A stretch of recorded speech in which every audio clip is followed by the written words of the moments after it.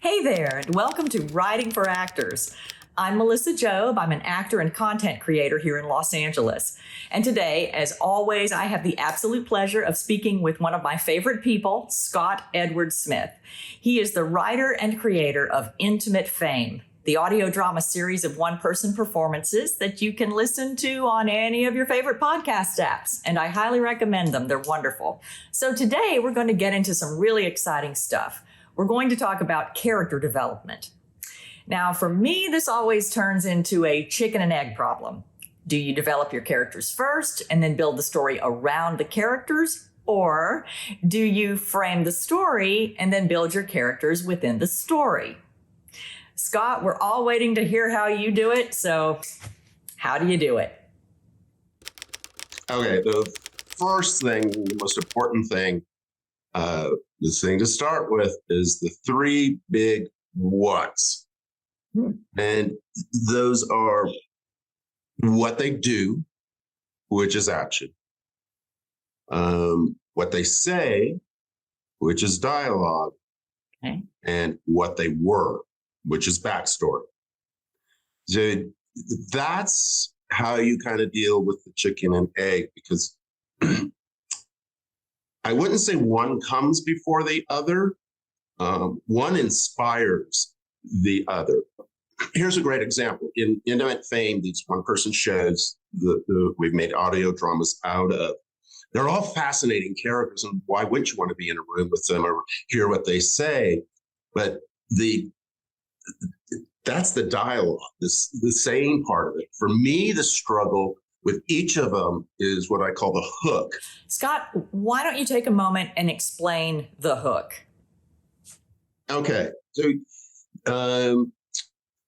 as Miss Melissa has mentioned, the chicken and egg thing of character and development, which comes first, and I sort of think they either can come first or they happen together. What I think is really important is having the hook. And that's where, at least for me, the wandering time, the unable to, I can know the scenes, I can know the dialogue, and I can't write them because I don't have the hook. I think that character or development, they can come together. One can come before the other, but for me, it's the hook has to come. That you can know the character really well, and know where the scenes are. But if you don't have the hook, you can think of the word hook also as inspiration. Like, why are you doing this? Why are you taking so much time, energy, and brain power and just consuming yourself over a character or a story? If you're not inspired by it, or you don't have the hook.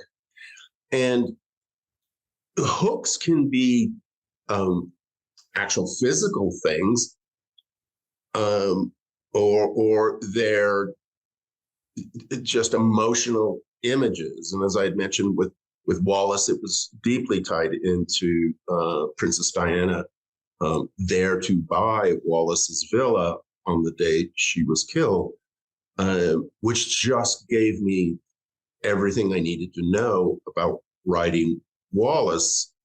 I'd read all these biographies, but it came down to one man's biography whose preface opened with this story about Diana walking through it. And there it was. It was, the world's most famous royal outcast before Diana and before Meghan. And so then I had the inspiration, and that was my hook. A lot of times hooks can be your last scene, like Chinatown, my father, my daughter, or what husband, my daughter. But it can be that. You can have a great ending and you have no idea how you're going to get to it. But you know what the shoe is that drops and surprises everyone at the end. And that can be your inspiration. Is the hook a bit of an anchor for you? Yes, absolutely.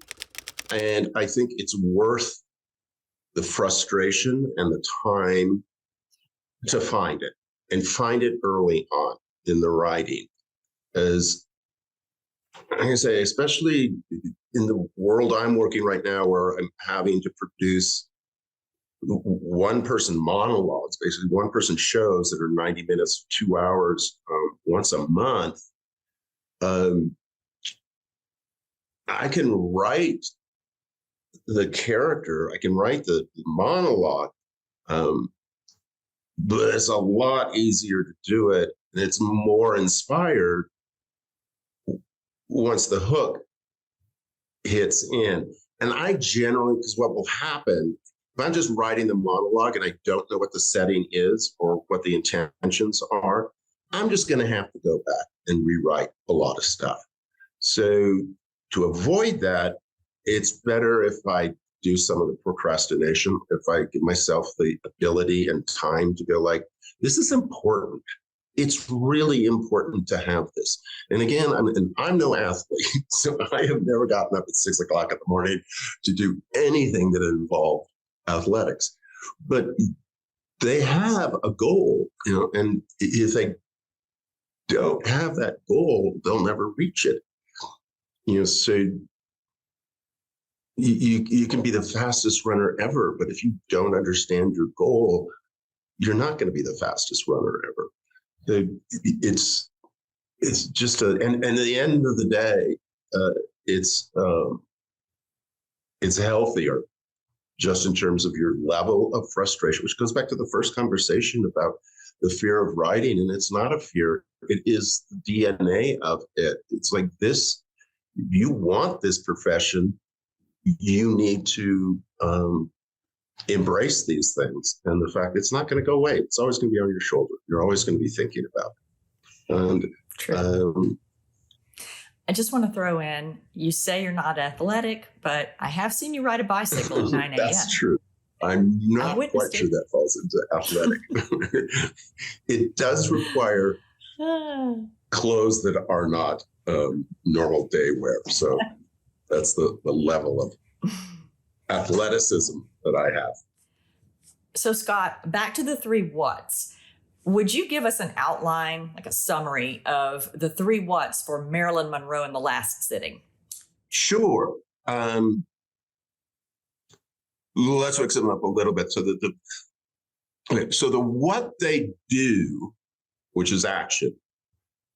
She comes to a private bungalow that has basically been turned into a that all the furniture has been removed out and thrown into the other rooms.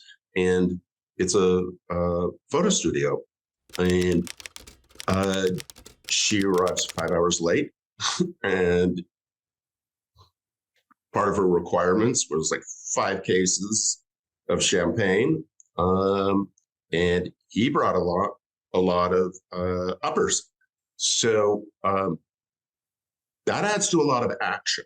So that's what it's like. She's going to be shot. She's never met this guy. And she knows right from the beginning, he's after her. She knows it from the moment she walks in, and she tells him, and this is an actual quote. She comes up to him and says, "Bert, you keep that camera around your neck and you won't get into any trouble." And it's like, you can't make these lines up. There's just, so that sets up the action. And then what they say is like, Marilyn's just talks during the shoot. And it was a bit of a dilemma because the premise of all this is that there are 1-person shows. And in this one, there's actually someone else on stage, even though Bert doesn't audibly talk, he talks through his camera flashing.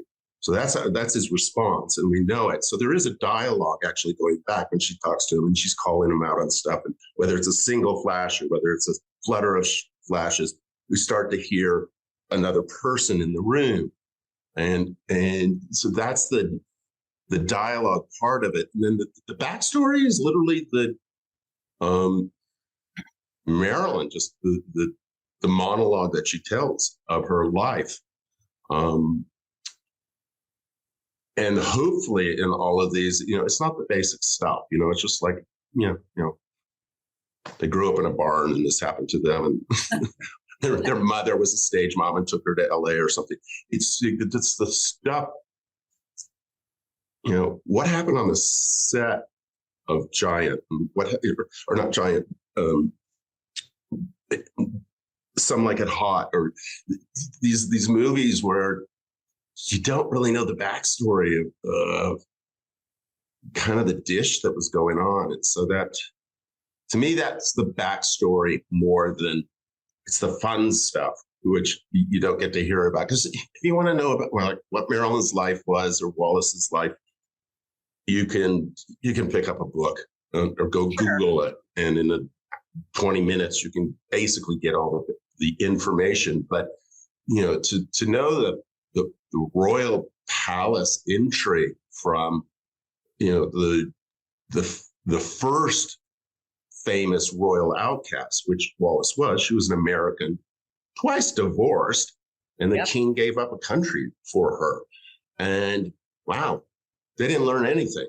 That went so badly. And then they repeated it with Diana, and they're repeating it with Meghan. And it's just weird how specifically they're repeating it on all of these outsiders who come in and shake up the model of the royal family. But I think that now, to go back very quickly to that it's that hook thing. When you asked me about with her, it's the cocktail party, and with Marilyn, it's the last city, the last 2,000 plus photographs that were ever taken of her before she unfortunately died. And what you do get out of this is what she had no interest in killing herself. There's a lot of the press and a lot of the writings and stuff have really misrepresented what happened, needless to say.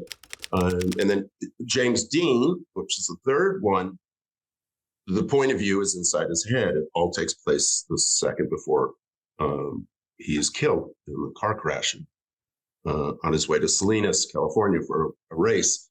So, and that was it. It was like for James Dean, when I just looked at, I knew I wanted to write him and what was the context it was going to be in. And when I read there's always a book, there's always something that makes sense. And there's one called Road to Salinas, and it's just a time reference from about 7 a.m. till 5:45 in the afternoon when impact happens and he's killed. And that opened up the doors to me, and I wanted to write it.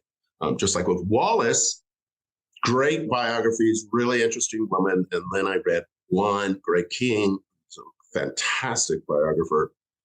And he opens it with his preface about Princess Diana walking through Wallace's home, and the echo of her shoes, because there's no furniture in it. She's with Dodi, and she, another royal outcast, is being thrown out of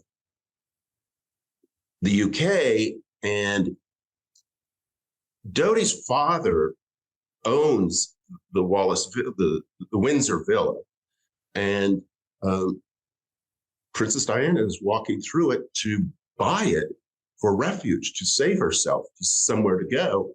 And she and Dodi decide to buy it. They go back to Dodi's apartment. She calls Harry and William and says, "Mommy's moving to Paris." They go to dinner, and 12 hours after walking through the Wallace Villa, she's killed in a car accident. Yeah. So when I read that, to this day, it makes the hair on my arm stand up. So it gave me a focus I had I knew what I wanted to write. No fears about inspiration.